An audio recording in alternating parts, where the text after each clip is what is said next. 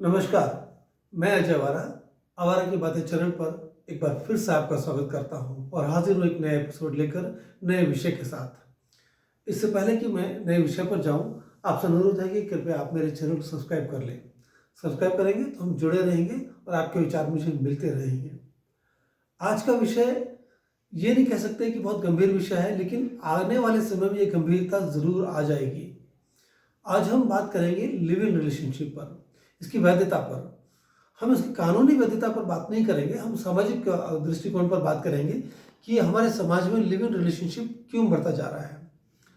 इससे पहले हम रिलेशनशिप पे बात करें, लिव इन रिलेशनशिप पे बात करें, हमें देखना पड़ेगा कि औरत आदमी के संबंधों की वैधता क्या है। हमारे परिवार में, हमारे समाज में, चाहे हिंदुस्तानी समाज हो, चाहे विश्व के किसी भी तरह समाज हो, विवाह एक पद्धति मानी गई है औरत आदमी के रिश्तों को वैधता प्राप्त प्रदान करने के लिए।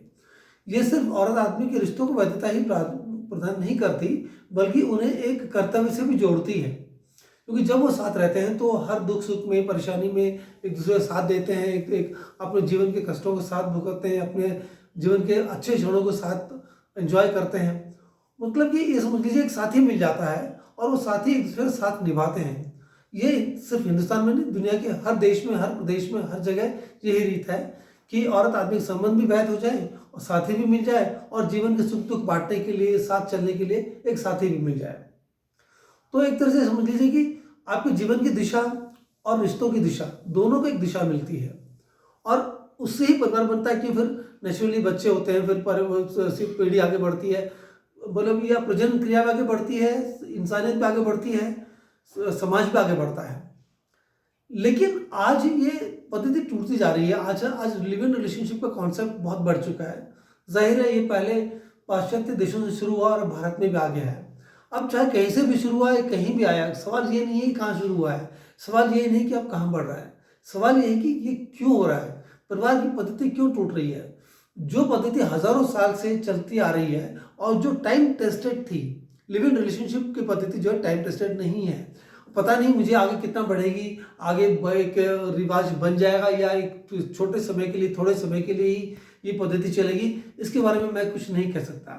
लेकिन अगर परिवार की पद्धति से लोगों का मोह भंग हो रहा है तो हमें ये जरूर जानना चाहिए कि मोह भंग क्यों हो रहा है। आखिर कहीं ना कहीं गलती तो आई होगी।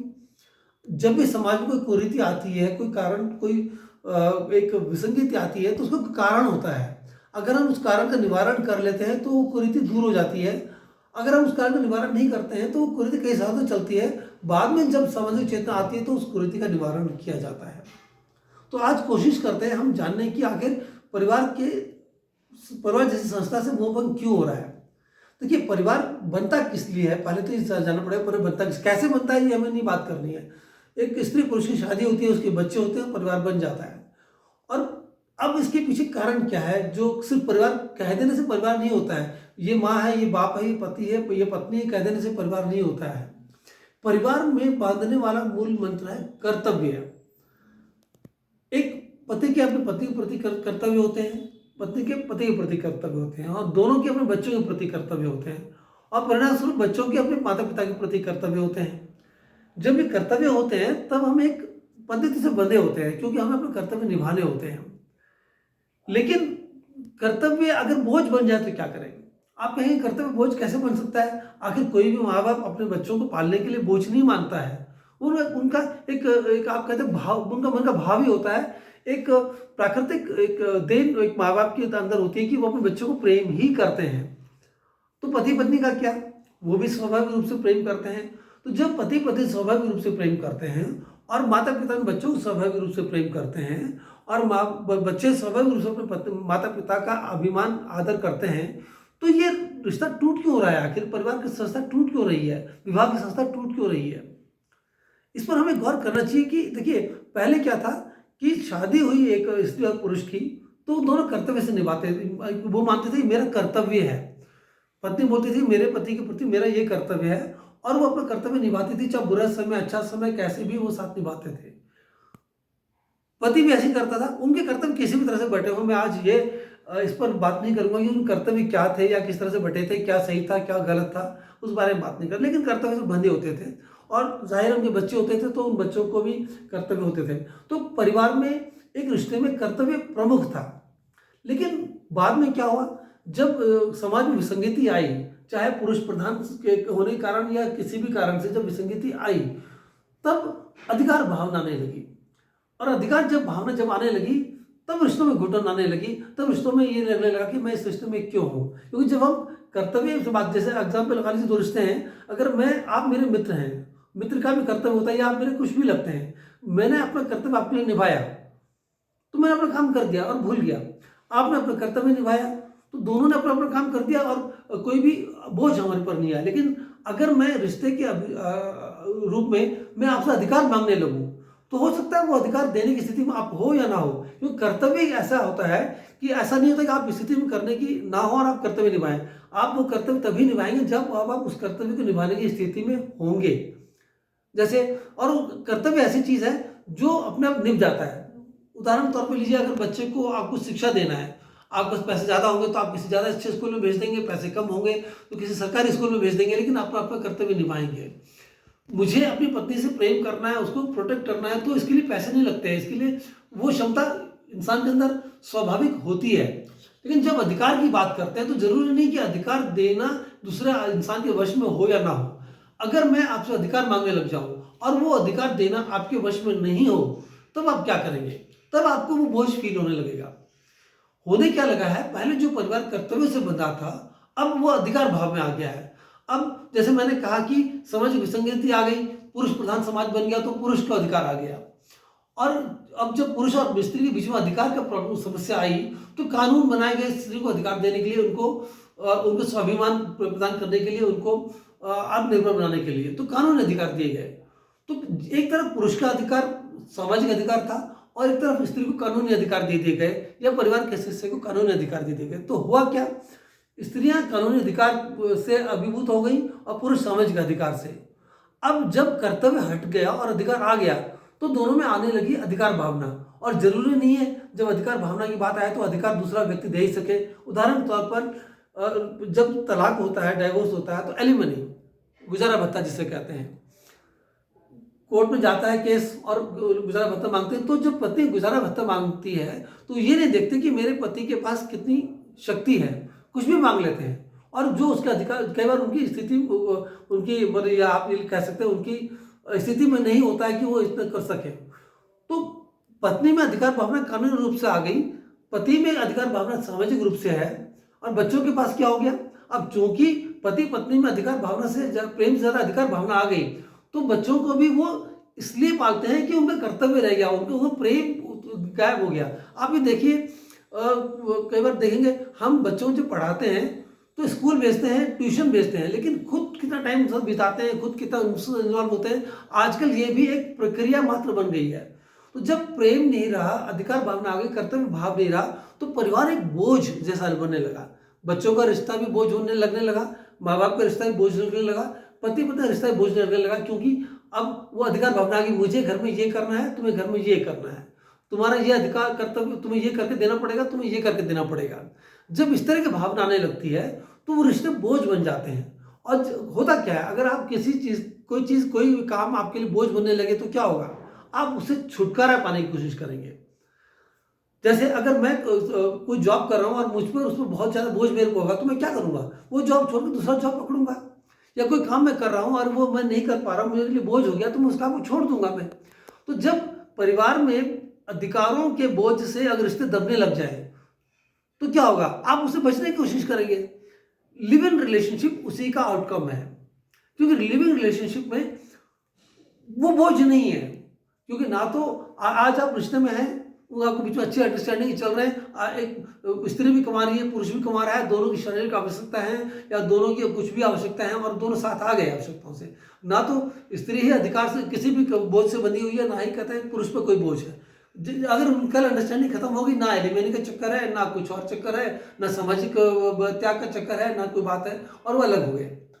जब बोझ नहीं है, उससे परेशान थे रिश्ते, तो अब उन्होंने स्वतंत्रता ढूंढ लिया, आजादी ढूंढ लिया, और उस आजादी के रूप में उन्होंने लिव इन रिलेशनशिप को ढूंढ लिया है। लिव इन रिलेशनशिप में ना तो बाध्यता है, ना ही मजबूरी है, और ना ही बोझ है। जब इसका मतलब आप मेंटली बिल्कुल फ्री है, जब तक चाहे साथ रहे, जब नहीं चाहे अलग हो गए।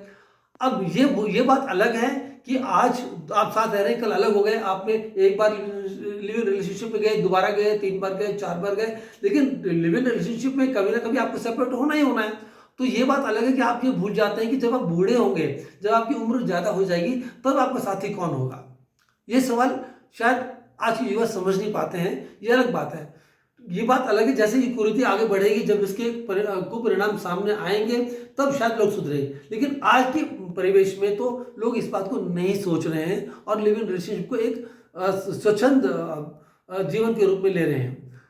मेरा मानना ये है कि हम अगर परिवार के रिश्ते हमारे लिए बोझ बन गए हैं, तो जैसे हमने सभी कुरीतियों का निवारण किया, क्यों ना हम इसका भी निवारण करें कि रिश्ते बोझ क्यों बन गए हैं। हमने अधिकार बोध से अपने रिश्ते बोझ क्यों बना ले, क्यों ना हम अधिकार बोध को कर्तव्य बोध से दोबारा शामिल करें और फिर रिश्तों के अंदर जो खटास आई हुई, जो बोझ आया हुआ, उसको हल्कापन करें।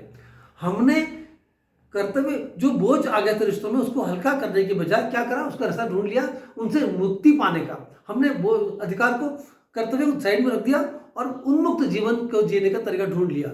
अब यह बात अलग है कि जैसे परिवार में उम्र दराज जब आप हो जाते हैं तो परिवार को साथ देता है, लेकिन ये बात भी सही है, आजकल वो चीज़ भी नहीं मिल रही है। आजकल आप देखते होंगे जब माँ बाप उम्र दराज हो जाते हैं तो उनको वृद्धाश्रम छोड़ दिया जाता है या अकेले छोड़ दिया जाता है। ऐसे बहुत एग्जाम्पल मिलेंगे कि माँ बाप को देखने बच्चे आते ही नहीं है, या माँ बाप अकेले रह जाते हैं या बच्चे अकेले रह जाते हैं। अब बच्चों की अपनी मजबूरी है या माँ बाप की अपनी मजबूरी है, मैं इस विश्लेषण में नहीं जाऊँगा कि वो अलग विषय हो गया।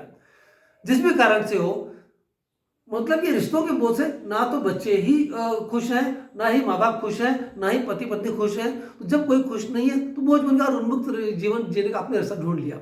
लेकिन क्या ये वास्तव में समस्या का समाधान है? इस तरह तो समाज में विघटन हो जाएगा, परिवार में विघटन हो जाएगा। तो होगा क्या आगे? आगे क्या सिर्फ एकल परिवार, मतलब एक आदमी का परिवार ही रहेगा? ये सवाल मैं आपके सामने छोड़ रहा हूं कि क्या एक आदमी का परिवार ही परिवार माना जाएगा? क्योंकि रिश्ते तो अब खत्म हो रहे हैं, रिश्तों बोझ के कारण टूट रहे हैं और लिविंग रिलेशनशिप को बाध्यता नहीं है।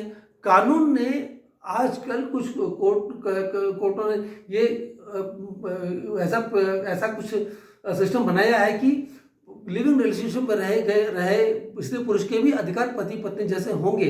लेकिन जैसा मैंने बताया, कानून के अधिकार के अभाव ही तो रिश्ते टूटे थे। कल ऐसा ना हो कि कल जो कानून इसके लिए बनाए जा रहे हैं वो इन रिश्तों के लिए भी अधिकार एक बोझ बन जाए, तो तब क्या होगा? तब क्या वो रिश्ते भी खत्म हो जाएंगे? तब क्या सिर्फ शारीरिक रिश्ते सिर्फ एक चलन मात्र के लिए हो जाएंगे? या जैसे बाजार में हमने कुछ सामान आवश्यकता से लिया, ऐसे ही रिश्ते हमने आवश्यकता अनुरूप बना लिए, तब रिश्तों का क्या होगा? क्या लिविंग रिलेशनशिप का अगला कदम वही है? यही सवाल मैं आपको छोड़कर जा रहा हूँ कि हम कहाँ जा रहे हैं, किस दिशा में जा रहे हैं। परिवार एवं विवाह की संस्था का विघटन रोकने के बजाय हम उसका दूसरा समाधान क्यों ढूंढ रहे हैं? क्या हम ऐसा कर सकते हैं कि हम पारिवारिक संस्था और शारीरिक संस्था को सहेज सकें?